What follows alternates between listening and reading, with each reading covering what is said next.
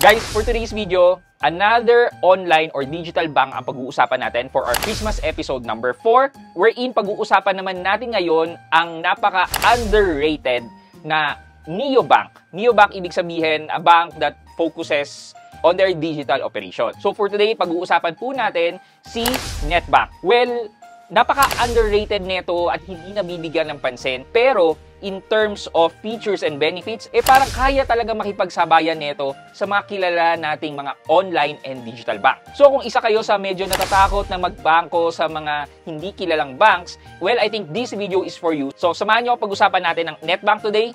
Sit back and let's discuss coming right up.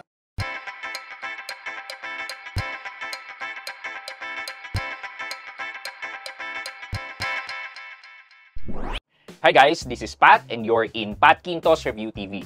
So if you're new to my channel, I do reviews about personal finance na meron na experience or meron na akong knowledge na ginawa ko na yun ng videos and playlists na makikita nyo dito sa taas. At kung bago ka dito sa channel ko, you may want to consider subscribing to my channel. So yun nga, for today's video, pag-uusapan natin ay all about Netbank. And bakit nga ba siya underrated? Well, napaka-short answer. It's because hindi ganun kakilala ng mass ang Netbank versus sa mga previously na napag-usapan natin. I'm not sure kung bakit, but ang isa sa nakikita kong reason talaga, ako sa tingin ko as an outsider sa company nila or sa bangko nila, parang kulang na kulang sila ng marketing and promotion. So, unang-una, sino ba tong Netbank na to? Well, itong Netbank na to ay formerly known as Community Bank of Romblon. And yes, tama kayo na pagkakarinig na ang headquarters nila ngayon ay makikita talaga sa Romblon. So basically, may group of investors na bumili or nag-invest dito sa Community Bank of Romblon and nag-apply sila to be renamed as Netbank. Noong August of 2022, that's that time na in-approve ni Bangko Sentral ng Pilipinas ang pagpapalit ng pangalan nila from Community Bank of Romblon to Netbank with a open and close parenthesis, a rural bank. Hindi rin normal bank itong si Netbank. Kasi hindi lang siya nakafocus sa mga depositors. Itong bangko na to ay meron ding additional na service na tinatawag nila na BaaS or Banking as a Service. Well, ano ba ibig sabihin ng BaaS? Ano yung banking as a service na yan? Basically, nagpo-provide sila ng banking service. Ang kinikater ng BaaS nila is mga companies and banks din. Kunyari, for example na lang, ano bang rural bank sa inyo? Dito sa amin sa Marikina merong MVSM or Marikina Valley San Mateo Bank. So kunyari sila gusto nilang mag-engage ng operation nila online, pwede silang kumuha ng BaaS service ng Netbank. So ibig sabihin nito yung technology, software para magkaroon ng operation online, yun ang ipoprovide ni Netbank. So, makikita natin itong technology ni Netbank na BaaS na sa couple of na-review na nating mga online banks. Nandyan yung bangko ni David Singson, the V-Bank. Nandyan din ang Atome Savings, wherein si Netbank din ang nagpo-provide ng banking service nila. So basically, yun yung banking as a service na tinatawag. So yun yung isang line of business netong Netbank. And syempre, yung isa pang line of business niya, which caters na sa mga depositors. Pare-pare sa mga basic services ng mga banks, diba? Nandiyan na savings nila, nandiyan na time deposit nila. So parang wala naman ding sense. So ito na lang yung highlights ng kanilang features. Unang-una sa savings nila. Kapag nakapag-create ka ng savings account kay Netbank, ang magiging interest rate ng savings mo ay 4%. Number 2 is, hindi katulad ni GoTime, yung interest ni Netbank is credited on a daily basis. If you're not aware pala, nakalimutan ko sabihin yesterday, na ang interest crediting ni GoTime ay on a monthly basis.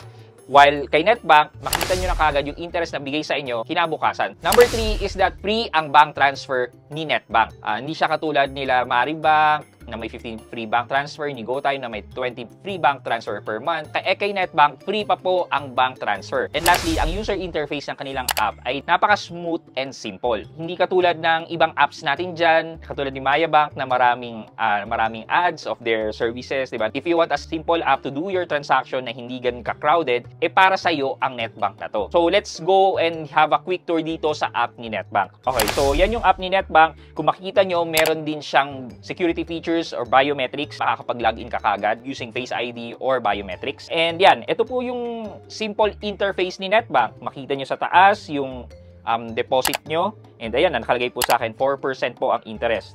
And then, kung meron po kayong time deposit, dito rin nyo po makikita sa dashboard na to. Ilalabas din po nila yung total earnings nyo na in terms of interest. Pwede siyang makita per month at pwede rin siyang makita ng per year. Ito yung mga actions na pwede nyo gawin. Pwede kang mag-scan QR or pay QR. Pwede kang mag-transfer or bank transfer, deposit, withdraw, bills payment, and buy load. Yeah, sabi ko nga, simple ng user interface dito. And then, sa ilalim naman, makikita nyo yung mga transaction na nangyari sa inyong account. So, basically, yan lang ang makikita nyo dito sa app ni Netbank. Guys, baka pwede naman kayo mag-subscribe and follow dito sa aking mga social media channel. Dito po sa YouTube, Facebook, TikTok, and even Instagram. So, please follow and support. Hindi rin naman po kayo mangangamba banking with Netbank because based dito sa assets nila Netbank, meron po siya around na 3 billion na total asset.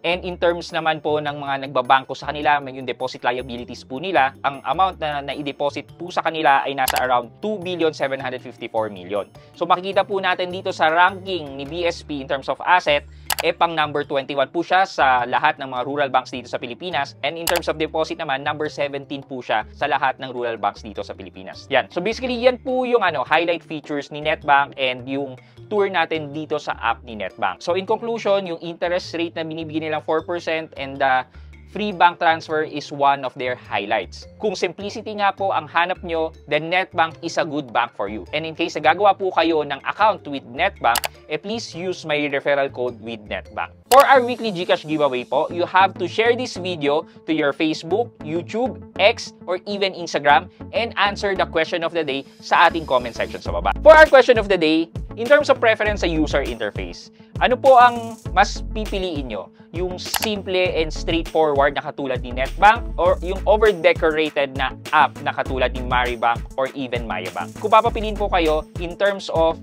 appearance, ano po yung mas gusto nyong gamitin sa kanila? Let me know sa comment section sa baba for your chance to win 1,000 pesos sa ating weekly GCash giveaway. Yun lamang po for today's video, but before we end this video, mag-shoutout po muna tayo at shoutout kay Jaynes Ortiz. Sabi po niya, first to comment, nice content about Go Time. Shoutout po, Sir Pat. Yan. Kay Jaynes Ortiz at Jaynes Ortiz 8288. Shoutout po sa inyo. Thank you so much po for watching and supporting my videos. Maraming salamat po. Napakalaking tulong po ng suporta nyo. Thank you so much. I hope you can like this video, leave a thumbs up, and if not, wala nang problema dyan, but continue to support me by subscribing to my channel by clicking the subscribe button and also the bell button sa tabing subscribe para makareceive kayo ng latest notification sa lahat ng upload ko. Again guys, this is Pat Quinto and you're in Pat Quinto's Review TV. Bye-bye!